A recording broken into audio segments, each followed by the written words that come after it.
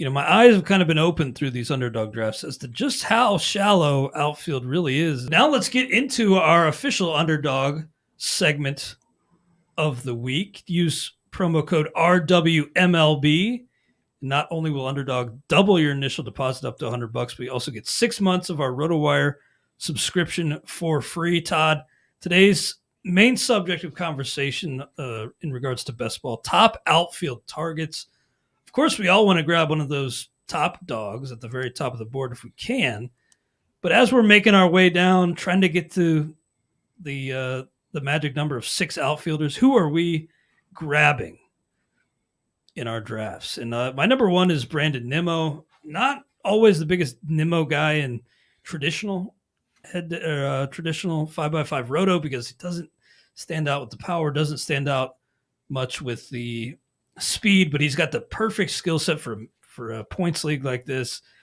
I'm kind of surprised at how reasonable he is. Most outfield prices on Underdog are through the roof, but it always feels like Nimmo's price is right for me. My concern with Nimmo, and this is the concern in any format, is last year he shed the injury bug. Is he done? Is he now not injury prone? Because again, in Underdog, you can't replace him. So it's just if he happens to be out during the playoffs, because you have to keep in mind it's a cut line type format. That's my only issue. I'm trying to see around that range who I'm getting for outfield. I don't see anybody in the outfield that I'm kind of picking in that range of Nimmo. I have actually picked up Christian Yelich a couple of times in that range. I've got some other guys that I know I'm getting, but I'm looking around the ADP in the mid 50s. I was all over Corbin Carroll early, but I kind of felt as if I can't have Corbin Carroll on every team, so I need to back off of Corbin Carroll. But a few rounds later, and I'm playing chicken with my room with Anthony Santander. He's the guy that when I have my 2 outfielders early and I want my third, it's usually Santander. And his ADP is around 85. I have him ranked in the 60s. So it's like, is he gonna make to me that round in between where I have him where I have him ranked in 85 is what? That's the 7th or 8th round. So do I take him in the 6th where I have him ranked, or do I try to get him in the 7th around before his ADP? So I'm always playing chicken with Santander. Yeah, Anthony Santander was on my list as well. Really good outfield pick, I think, if you can get him. That's when it really gets into the weeds where, he's like the last, him and JD Martinez, who's on my list, kind of the last good outfield options, I feel like. JD's on there. UT only, of course, in traditional fantasy leagues this year, but JD does get lumped in with the outfielders on Underdog, and kind of chasing the narrative a little bit on this, but I love that he's back reunited with his old hitting coach that kind of fueled the breakout. LA always seems to get the most out of their guys. They have great training and development staffs. So, JD at cost is just, a must for me right now in Underdog. I'm loving JD Martinez. Yeah, I am as well. And I think Dodger Stadium is actually better for his power because right center field power is easier reach in Chavez Ravine than it is in Fenway with the deep right field or deep right center field. A guy I like, you mentioned him before it's kind of in this range, is Ian Happ. I am not into 4 or 5 man stacks in this format, but I do like trying to pair specifically an infielder and an outfielder. And you also mentioned Dansby Swanson. I like him at his price. So I've got a lot of squads. And we keep saying a lot of squads. For those that aren't aware, Underdog is designed for you to have a lot of squads. So it's not something that, you guys play so many leagues. Of course you're going to have, Underdog is designed to have multiple teams. So it's not, I don't feel quite as cheap talking about all my Underdog teams because that's the format, $10 a pop, trying to win 100,000. That's the plan. Anyway, so I do like Hap. Going to get the playing time.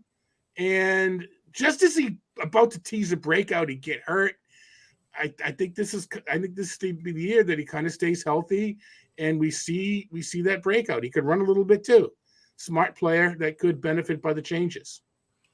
We got some good answers or responses in the chat as well. Stephen Kwan, Oscar Gonzalez of the Guardians getting a fair amount of love in the chat. I didn't include him on my list, but I have considered him. The strikeouts, though, take away a little bit from him, ding him in my eyes a little bit in this points format. A lot of swing and miss for Oscar Gonzalez. Next on my list is Andrew McCutchen.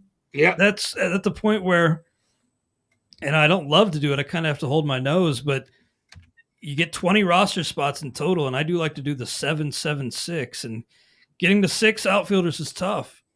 But I think when it gets to that point, McCutchen makes a lot of sense because bad team, bad park to hit in, but I think by himself he could drive in like 60. So maybe he gets up to like 75 RBI.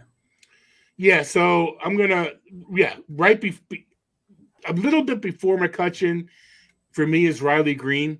And I just kind of see a breakout. So I think he's just being downgraded a little bit. He wasn't great he was hurt last year. I do see a bit of a breakout in general. Maybe we can talk about him more of in a general case. But right next to McCutchen in ADP is Austin Hayes. And even though I mentioned that I like an infield and an outfield for my stack, if I end up with McCutchen and if I end up with Santander and Hayes, I don't sweat it.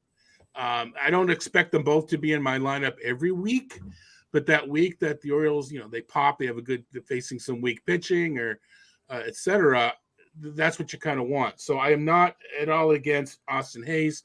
I know he's not an outfielder, but Ryan Mountcastle is someone I'm often able to pick up once I'm past my 3 infielders.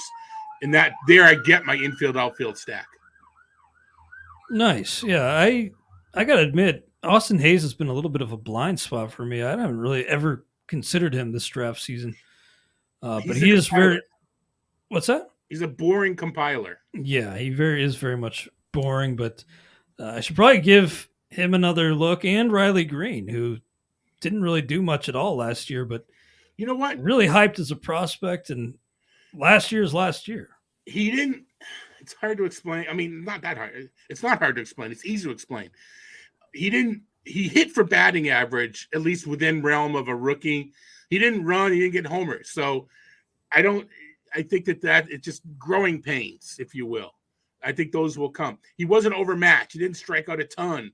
He hit like 256 or something, which isn't horrible at all. Part of it's the expectations were so high. He was being, he got hurt early, so out of rookie of the year contention. But he was the Twins. The Tigers are going to have a chance for an extra draft pick because of Riley Green. That kind of went away quickly. But I think that sometimes we forget how we felt about a player a year later based on what they did. And sometimes the best pre-draft preparation is to look back at the previous year's ADP to remind ourselves what we thought of these players, because one year might not be enough to change our opinions as much as we are. And I think that's the case with Green. Nice. And my last pick for top outfield targets, Jared Kelnick. Now, bear with me. I know I was wrong previously, but look, Kelnick's still young, still highly touted. And Rob Silver made a good point on this pod recently with James Anderson that for as bad as he's been, he's also been historically unlucky in terms of balls in play. So that's not all, bad luck necessarily, but he's really had a tough time on balls in play. So maybe partially bad luck mixed with bad results and bad skills. But even when I prioritize outfielders early, I'm finding myself an underdog struggling to get to 6. So I've been popping up Jared Kelnick ahead of ADP, well ahead of ADP in recent drafts. And he's kind of my last outfielder target, and we'll see. But when it gets to that point, there are very few outfielders that have any appeal. Right. I think I'm going 6-7-7. I was doing 7 pitchers, but Chris Baseball on Twitter I talked with him on a RotoWire podcast, and convinced me to go 6 pitchers and 7 and 7. So I'm reaching for the last outfielder often, and sometimes it's Kyle Stowers to get another in a Baltimore stack. But a guy that I am, for the talk, and I know we want to cut it short or cut it off. Call me a homer if you want. I don't care. But Adam Duvall, is there a player built for Fenway? And I know he hit 3 home runs in a game, blah, blah, blah. I know whatever. But if he can stay healthy and play enough defense in center field, a right-handed fly ball hitter in Fenway Park. If I get Tristan Casas earlier, and then I've got my infield outfield potential double hit there. So yeah, Adam Duvall is the outfielder that I'm getting, for my 7th outfielder often.